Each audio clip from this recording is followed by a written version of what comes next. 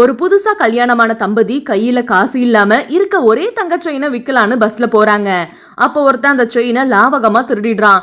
அந்த பொண்ணு கத்தி எல்லாரும் திருடனை பிடிக்க வரப்போ மாட்டிக்க கூடாதுன்னு அந்த திருடன் செயினை அப்படியே முழுங்கிடுறான். ஸ்டேஷனுக்கு கூட்டிட்டு போய் எக்ஸ்ரே எடுத்து பார்த்தா வயிற்றுக்குள்ளார செயின் இருக்கிறது கன்ஃபார்ம் ஆகுது.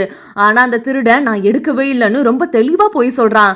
அந்த செயினை இயற்கையா வெளிவர வரைக்கும் போலீஸ் அவனுக்கு வகை வகையா சாப்பாடு கொடுத்து ஸ்டேஷன்ல வச்சுக்கிறாங்க.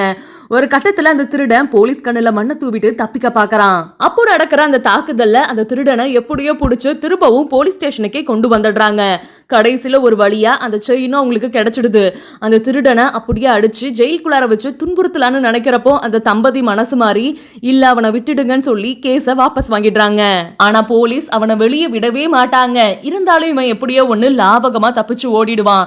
ஆனா கடைசியில ஓடும்போது அந்த பொண்ணோட கழுத்துல இருக்க இன்னொரு செயினையும் யாருக்குமே தெரியாம திருடிட்டு போயிடுவான்.